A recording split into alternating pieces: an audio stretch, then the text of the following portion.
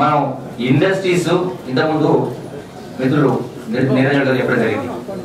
ఈ యొక్క మీ industries success కావాలంటే ప్రాఫిటబిలిటీ పెరగాలన్నా ఎంప్లాయ్మెంట్ జనరేట్ కావాలన్నా మేజర్గా మార్కెటింగ్ ఇది అనేది మేజర్ ఇష్యూ.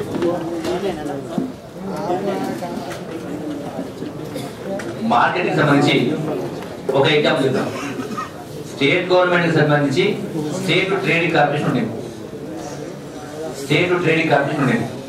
ఇప్పుడు స్టేట్ ట్రేడింగ్ కార్పొరేషన్ గత ప్రభుత్వ హయాంలోనే లాస్ట్ 30 years రికార్డు చూస్తే ఆల్మోస్ట్ 20-25 years ప్రాఫిటబిలిటీ ఉండేది.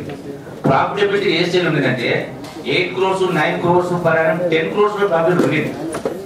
కానీ ఒక సంవత్సరం ఐరన్ ఓర్ ఎక్స్పోర్ట్ ఏదో చేసి అందులో 15 crores 20 crores లాస్ వచ్చిందని చెప్పేసి దాని టోటల్ గా స్టేట్ ట్రేడింగ్ కార్పొరేషన్ ఆర్గనైజేషన్ యొక్క స్వరూపాన్ని మార్చేశారు.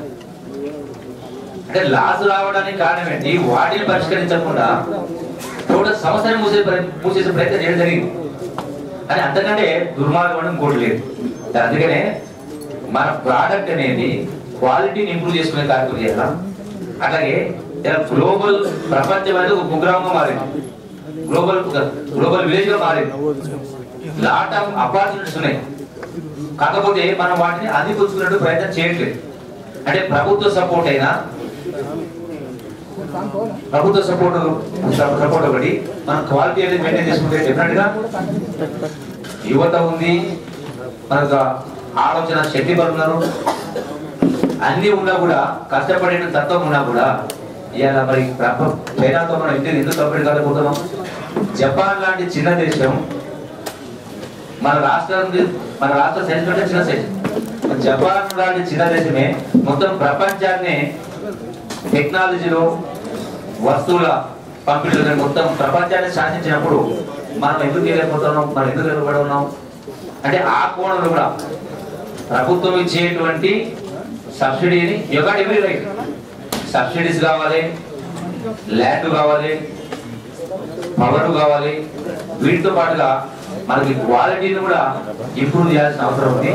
దానికి అనుగుణంగా మనం పోయినప్పుడే మార్కెటింగ్ ఇంప్రూవ్ చేసుకోవాల్సి వస్తుంది. మార్కెటింగ్ చేయాలని కూడా ఒక చిన్న పాఠం ఉంటుంటే గవర్నమెంట్ అన్నా మీ ప్రోడక్ట్స్ ను ప్రపంచంలో ఎక్కడెక్కడ ఏం డిమాండ్ ఉందో వాటి మొత్తం కూడా సమాచారం తెప్పించి మిమ్మల్ని ఆర్గనైజ్ చేసి వాటిని ఎక్స్పోర్ట్ చేసే ప్రయత్నం చేయాలి.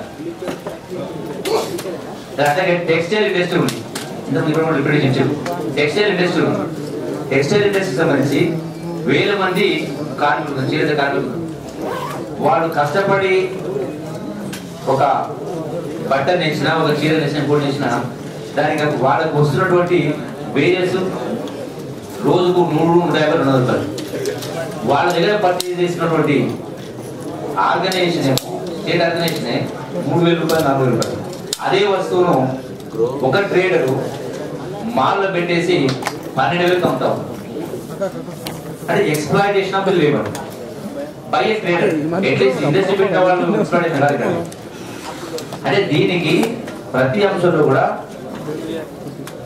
టోటల్ గా పూర్తిగా ఇన్వాల్వ్మెంట్ లేని కారణంగా సరైనటువంటి సిస్టమ్ ఎస్టాబ్లిష్ చేయని కారణంగా ఈ పరిస్థితి వస్తాం. చాలా 100 కోట్ల 1000 కోట్ల బడ్జెట్ ఉన్నప్పుడు ప్రభుత్వం కూడా ఈ ఎక్స్ప్లాయిటేషన్ ను తగ్గించే విధంగా కాంపిటీషన్ క్రియేట్ చేయాల్సిన అవసరం ఉంది. సో అది జరగాల. మన తెలంగాణ రాష్ట్రంలో దాన్ని చేయాల్సినటువంటి అవసరం ఉంది. డెఫినెట్ గా మళ్ళీ రివైవ్ చేసేటువంటి ట్రేడింగ్ కార్పొరేషన్ రివైవ్ చేసే కార్యక్రమం చేసి ఈ యొక్క సమాజం తెప్పించి దీన్ని కూడా ఈ సమస్యలు పరిష్కారం చేసే కార్యక్రమం చేయడం జరుగుతుంది. అలాగే ల్యాండ్ కాస్ట్ గురించి 5 లక్షలు per acre కావాలి. అంటే ఇక్కడ ఏం చేయాలి?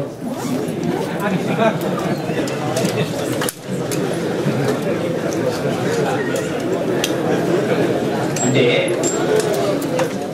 5 lakhs per acre అనేది depends on the location and also infrastructure develop.